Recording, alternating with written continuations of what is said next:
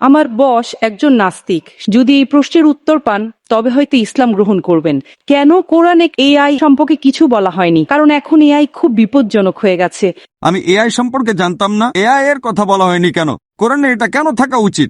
এটি ঈশ্বরের পক্ষ থেকে নয়, তা প্রমাণ করার জন্য আপনাকে ভুল খুঁজে বের করতে হবে। সে কোনো ধর্ম মানে না, কিন্তু তিনি কিছু প্রশ্নগুলো আমাকে করেছেন। তিনি বলেছেন যদি এই প্রশ্নের উত্তর পান তবে হয়তো ইসলাম গ্রহণ করবেন। আমার বস বলেছেন কেন কোরআনে কৃত্রিম বুদ্ধিমত্তা, এআই এবং কম্পিউটার প্রযুক্তি সম্পর্কে কিছু বলা হয়নি? কারণ এখন এআই খুব বিপজ্জনক হয়ে গেছে। এটি অনেক কিছু করতে পারে, যে কোনো কিছু সিদ্ধান্তও নিতে পারে। আমার বস এই ব্যাপারে খুব কৌতূহলী। ধন্যবাদ। আপনার বসকে বলুন কোরআন কোনো সায়েন্সের বই নয়। SCIENCE। যদি কোরআন সায়েন্সের বই হতো তবে এটি বিশাল আকারের হতো। এই যে ভবনটি দেখছেন এর ভেতরে যত বই রাখা সম্ভব সব বই মিলেও এর সমান হতো না। যদি কোরআন বিজ্ঞানের বই হতো আর এতে সব বৈজ্ঞানিক তথ্য উল্লেখ করা থাকতো, তাহলে কোরআন এতটা বিশাল হয়ে যেত যে আপনি কোনোদিনও তা পড়ে শেষ করতে পারতেন না। কোরআন কোনো সায়েন্সের বই নয়। সায়েন্স, আপনি যদি জিজ্ঞাসা করেন কোরআনে কি লেখা আছে 2 আর 2 মিলে 4 হয় না, কোরআন কোনো সায়েন্সের বই নয়, এটি নিদর্শনের বই। SIGNS। তাই আমাদের দেখতে হবে কোরআনে যা কিছু বলা হয়েছে তা যেন ভুল না হয়। যদি আপনি মনে করেন যে কোরআনের সবকিছুই উল্লেখ থাকা উচিত, তাহলে ভাবুন তো বিজ্ঞানে কত হাজার হাজার PhD আছে, doctor, engineer, heart specialist, brain specialist. এই সবকিছু যদি কোরআনে লেখা হতো আর আপনি তা পড়া শুরু করতেন, তাহলে আপনার পুরো জীবনেও তা শেষ করতে পারতেন না। ঠিক না ঠিক? সুতরাং কোরআনে বিজ্ঞানের সবকিছু উল্লেখ নেই, দয়া করে ভুল বুঝবেন না। কিন্তু কোরআনে যা কিছু বলা হয়েছে তার কোনোটাই ভুল নয়। যদি কোরআনে এমন কোনো বৈজ্ঞানিক তত্ত্ব থাকে যা ভুল প্রমাণিত হয়, তবে তা আল্লাহর পক্ষ থেকে হতে পারে না।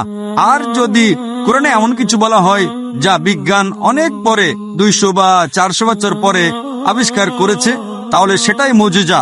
তাহলে প্রশ্ন হলো কোরআনে এআই এর কথা বলা হয়নি কেন? কোরআনে এটা কেন থাকা উচিত?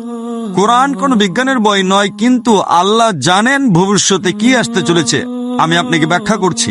1 নম্বর, মানুষ আমাকে প্রায় জিজ্ঞাসা করত যে ইসলামী শরিয়া অনুযায়ী যদি আপনার কাছে ভিডিও রেকর্ডিং থাকে, যদি কোনো ভিডিও রেকর্ডিং থাকে যে কেউ চুরি করেছে, ইসলাম অনুযায়ী সেটা প্রমাণ নয়, এটাকে প্রাথমিক প্রমাণ হিসেবে ধরা হয় না, এটা দ্বিতীয় প্রমাণ। 10 বছর বা 20 বছর আগে যে কোনো সাধারণ আদালতে যদি আপনি সিসিটিভি ফুটেজ দেখাতেন আর তাতে চোর ধরা পড়তো যে কেউ চুরি করছে, সেটাই যথেষ্ট ছিল। কিন্তু ইসলামে তা নয়। ইসলামের চোখের সাক্ষী প্রয়োজন। তখন মানুষ অবাক হয়ে বলতো এটা কেমন ধর্ম? কোনটা বেশি নির্ভরযোগ্য, প্রত্যক্ষদর্শী নাকি ভিডিও রেকর্ডিং? কোনটা ভালো? ভিডিও রেকর্ডিং ঠিক না ভুল? আপনার বসকে জিজ্ঞাসা করুন।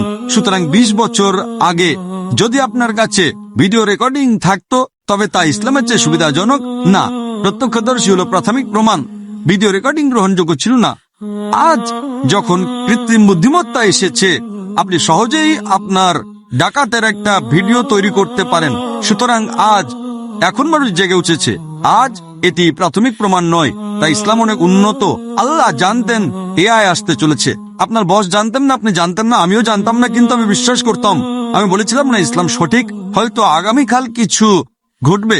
আমি এআই সম্পর্কে জানতাম না, কিন্তু 15 বছর আগে আমার উত্তর ছিল শরিয়া সঠিক। আমরা জানি না আগামীকাল এমন কিছু ঘটবে যে ভিডিও রেকর্ডিং যথেষ্ট প্রমাণ হবে না। এটাই ছিল আমার উত্তর, এবং আজ আমার উত্তর সঠিক। সুতরাং আল্লাহ এআই সম্পর্কে জানেন, তাই ভিডিও রেকর্ডিং প্রাথমিক প্রমাণময়। প্রত্যক্ষদর্শী হলো প্রাথমিক প্রমাণ। সুতরাং আল্লাহ এআই সম্পর্কে জানেন। যদি তিনি সবকিছু লিখতে শুরু করেন, আপনি ছোট কোরআনই পড়েননি, আপনি চিকিৎসা, ভ্রূণতত্ত্বে সবকিছু সম্পর্কে কি পড়বেন? না, এটি টেলিগ্রাফিক মেসেজ। সুতরাং এটি ঈশ্বরের পক্ষ থেকে নয়, তা প্রমাণ করার জন্য আপনাকে ভুল খুঁজে বের করতে হবে। কিন্তু এটি ঈশ্বরের পক্ষ থেকে, তা প্রমাণ করার জন্য আপনাকে এমন জিনিসের কথা বলতে হবে যা মানুষ জানতো না। আপনি কি বুঝতে পারছেন? একেই বলে অলৌকিকতা। কিন্তু এখানে সবকিছু উল্লেখ করা হয়নি। আশা করি এটি